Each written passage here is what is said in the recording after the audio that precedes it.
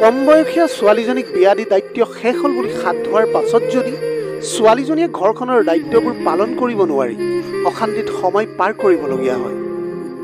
যৌৱনপ্ৰাপ্ত কম বয়সীয়া বোৱাৰীজনীয়ে যদি অইন ল'ৰাৰ পিনেও চকু ফুৰাই ঘৰখনত ককটনা শুনি থাকিবলগীয়া হয় আৰু শেষত সকলো সমস্যাৰ সমাধানস্বৰূপ যদি বিবাহ বিচ্ছেদ হয়, তাৰ পিছত ছোৱালীজনী আপোনাৰ ঘৰত গোটেই জীৱন থাকক আৰু ইফালে অৰ্ধশিক্ষিত কাৰণে চাকৰিও আশা কৰিব নোৱাৰে ছোৱালীজনীয়ে। তেনে ক্ষেত্ৰত না আপুনি সুখত থাকিব পাৰিব না ছোৱালীজনীয়ে সুখত থাকিব পাৰিব। তাতোকৈ ছোৱালীজনীক শিক্ষা দিয়ক, স্বাৱলম্বী কৰি তোলক। পঢ়ুৱাই থাকিলে পইচা যাব বুলি কেতিয়াও নাভাবিব। পঢ়ুৱালে যিমান আপোনাৰ টকা খৰচ হ'ব, ডিভোৰ্চৰ পিছত আপুনি ঝেমেলা তাতকৈ বেছি পাব। পঢ়ুৱাই থাকিলে ছোৱালী এজনী বুঢ়ী হৈ নাযায়, বৰং ছোৱালীজনীয়ে জীৱনৰ প্ৰতি পৰিপক্ক হৈ উঠে। গতিকে খৰধৰকৈ বিয়া দিয়াতকৈ মানুহ গঢ়ি আন এখন ঘৰলৈ উলিয়াই দিয়াত আপত্তিটো ক'ত? অভিভাৱক হিচাপে এইখিনি কৰকচোন। আপুনিও সুখী, ছোৱালীজনীও সুখী আৰু সেই ছোৱালীজনী ঘৰখনো সুখী। নেমু বেছিকৈ চেপিলে যিদৰে তিতা হয়, ঠিক সেইদৰে কাৰোবাক বেছি ভাল পালে তেওঁৰ অহংকাৰ বাঢ়ি যায়। সুখী হ'ব বিচাৰে নেকি আপুনি জীৱনত? তেনেহ'লে কেতিয়াও কাৰোৰে ক্ষতি নকৰিব। আপোনাৰ দ্বাৰা কাৰোবাৰ উপকাৰ হওক, কিন্তু কেতিয়াও যাতে অপকাৰ নহয় সেইটো সদায় খেয়াল ৰাখিব। কষ্ট কৰি সফল হ'লে মানুহ হয় চৰিত্ৰৱান, আৰু কষ্ট নকৰাকৈ নকল কৰি সফল হ'লে মানুহ হৈ পৰে অহংকাৰী। প্ৰেম ভাল পোৱা হৈছে এখন কিতাপ আৰু ভুল বুজাবুজি হৈছে এটা পৃষ্ঠা। কাৰোবাক যদি সঁচাই মনৰ পৰা ভাল পায়, তেন্তে এটা পৃষ্ঠা বেয়া হ'ল বুলি কেতিয়াও গোটেই কিতাপখনকে ফালি নেপেলাব। বৰ্তমান সমাজত সকলো বস্তুৰ দাম বাঢ়িছে, কিন্তু দুটা বস্তুৰ দাম আজিও বঢ়া নাই। সেই দুটা হৈছে আপোনাৰ বিশ্বাস আৰু আপোনাৰ ভালপোৱা। জীৱনত এটা কথা সদায় মনত ৰাখিব, পৰ স্ত্ৰী আৰু পৰ পুৰুষ কেতিয়াও কিন্তু আপোন নহয়। এইবোৰ হৈছে মৰীচিকা। এইবোৰৰ পিছত ঘূৰিলে নিজৰ পৰিয়াল আৰু জীৱন ধ্বংসস্তৱত পৰিণত হ'ব। সদায় প্ৰথমে নিজৰ কেৰিয়াৰ গঢ়ক, তাৰপিছত ভালপোৱাক সময় দিয়ক। কাৰণ আজিৰ তাৰিখত মানুহে সেইজনৰ সৈতেহে থকাটো পচন্দ কৰে, যাৰ এটা সুন্দৰ ভৱিষ্যত আছে। এই পৃথিৱীৰ প্ৰতিটো সম্পৰ্কৰ মাজত এটা শব্দ থাকে, আৰু সেই শব্দটোৱেই হৈছে আপোনাৰ বিশ্বাস। সন্মান হ'ল আইনাৰ দৰে। আপুনি আনক যিমান বেছি সন্মান দিব, তাতোতকৈ বহুত বেছি সন্মান তেওঁৰ পৰা আপুনি উভতাই পাব। ছোৱালীবোৰে বহুত সৰু সৰু কথাতে কান্দে ঠিকেই, কিন্তু জীৱনৰ কঠিন সময়বোৰ তেওঁলোকে হাঁহি মুখে পাৰ কৰিবও কিন্তু জানে। অভিমান সেইজনে কৰে যি আপোনাক সঁচাই ভাল পায়। কথাই কথাই কাজিয়া সেইজনে কৰে যি আপোনাক ফিল কৰে। সেইজনে আপোনাক দুখ ধৰি থাকে যি সকলো সময়তে কিন্তু আপোনাক মিছ কৰে। শৰীৰৰ অংগ কাটি ভাল পোৱা প্ৰকাশ কৰাটো আপোনাৰ বাবে মূৰ্খামি। যাৰ ওচৰত চকুৰ পানীৰেই কোনো মূল্য নাই, তেওঁ ৰক্তৰ দাম কিদৰে দিব? যি পৰিয়ালত পুৰুষ থকাৰ পিছতো মহিলাৰ শাসন চলে, সেই পৰিয়ালৰ সৈতে ভুলতো সম্পৰ্ক স্থাপন নকৰিব। গাৰ ৰং বগা হ'লেই মানুহ ধুনীয়া নহয়। মানুহ ধুনীয়া হয় সদায় নিজৰ চৰিত্ৰৰে। নামৰ পিছত ডাঙৰ ডাঙৰ ডিগ্ৰী থাকিলেই মানুহ শিক্ষিত নহয়। মানুহ শিক্ষিত হয় তেওঁৰ মনুষ্যত্ববোধৰে। নিজৰ পাল্লাত কেতিয়াও আনক মূল্যায়ন নকৰিব, কাৰণ এন্দুৰে বাঘতকৈ মেকুৰীকহে বেছি ভয়ংকৰ বুলি বিবেচনা কৰে। কেৱল মাত্ৰ জলকীয়া খালেই জ্বলা নালাগে, উচিত কথা ক'লেও বহু মানুহৰ গাত জ্বলা লাগে। চৰাইজনীক নহয় তাৰ সুৰটোক ভাল পাওঁ, ফুলক নহয় সেই ফুলৰ সুবাসক ভাল পাওঁ, গানক নহয় গানৰ কথাখিনিক ভাল পাওঁ, সৌন্দৰ্যক নহয় মানুহৰ মনটোক ভাল পাবলৈ শিকক।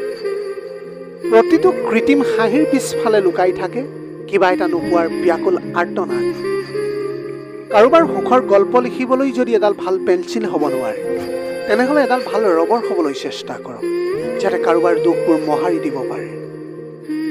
যিদিনাৰ পৰা আপোনাৰ আপোনজনেই আপোনাক খং কৰা এৰিছে, সেইদিনাৰ পৰা আপুনি নিশ্চিত হওক যে আপোনাক তেওঁ ভাল পাবলৈ এৰিছে।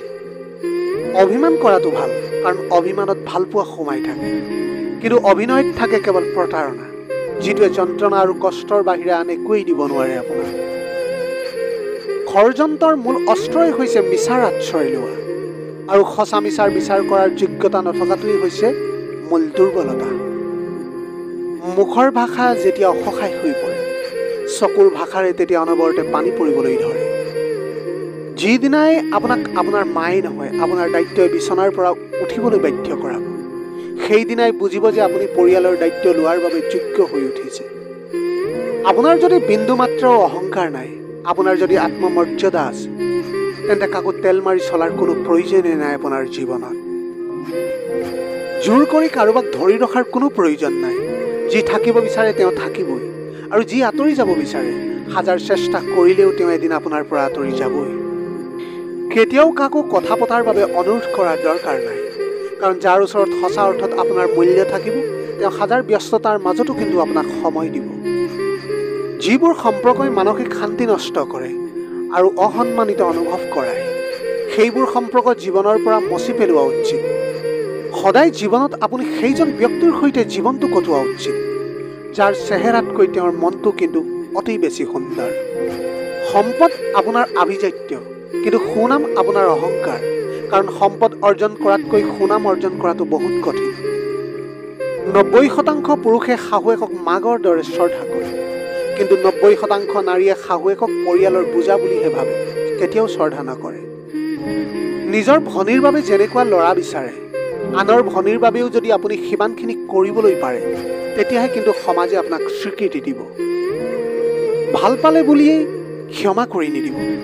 কেতিয়াবা কেতিয়াবা নিজৰ ব্যক্তিত্ব, সততা, নিজস্বতাক সন্মান কৰাৰ বাবে হ'লেও নিজৰ হৃদপিণ্ডক কষ্ট দিবলগীয়া হয়। কাৰোবাৰ দুৰ্বলতাক লৈ কেতিয়াও আনন্দ নকৰিব।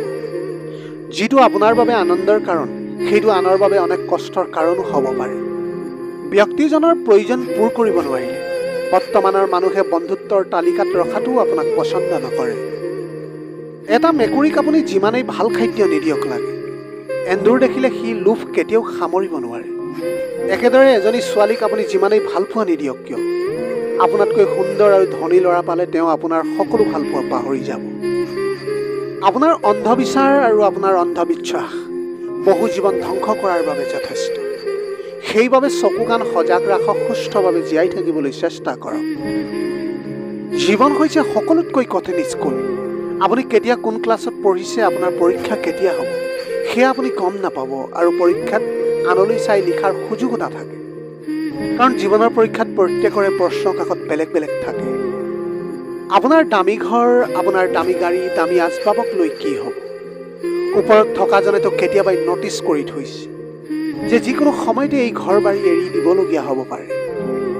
জীৱন যুদ্ধত আগুৱাই যাবলৈ হ'লে প্ৰতিটো খোজ সাৱধানে দিব, কাৰণ বহু এনে মানুহ এই পৃথিৱীত জীয়াই আছে, আপোনাৰ এটা ভুল ধৰিবলৈকে অপেক্ষা কৰি আছে। অৱশেষত পুনৰ এবাৰ, এদিনাখন আঘাত নামৰ শব্দটোৱে সম্পত্তি নামৰ শব্দটোক ক'লে যে এই পৃথিৱীত তুমি ইমান সুখী কিয়? পৃথিৱীৰ প্ৰত্যেকজন ব্যক্তিয়ে তোমাক পাবৰ বাবে অপ্ৰাণ চেষ্টা কৰে, আৰু মই ইমান বদনচিব কিয়? সকলোৱে মোৰ পৰা আঁতৰি যাব বিচাৰে। তেতিয়া সম্পত্তি নামৰ শব্দটোৱে হাঁহি হাঁহি সুন্দৰভাৱে উত্তৰ দিলে আঘাত নামৰ শব্দটি যে ভাগ্যশালী তুমিহে, কিয়নো তোমাক পাই সদায় নিজকে মনত ৰাখে তেওঁলোকে। আজিৰ ভিডিঅ'টি কেনেকুৱা লাগিলে জনাব। যদি ভাল লাগিল তেনেহ'লে লগৰ বন্ধু বান্ধৱীসকলৰ মাজত শ্বেয়াৰ কৰিবলৈ নাপাহৰিব। আপোনালোকৰ গোটেই জীৱনটো হাঁহিৰে উপচি পৰক। পাৰিলে দুখীয়াজনক অলপ সহায় কৰিবলৈ চেষ্টা কৰিব। আপোনাৰ অকণমান সঁহাৰিয়ে যদি কোনোবা এজন দুখীয়াৰ জীৱনটো সলনি কৰিব পাৰে, তাতকৈ পুণ্যৰ কাম আৰু এই পৃথিৱীত একোৱেই হ'ব নোৱাৰে। Have a nice day.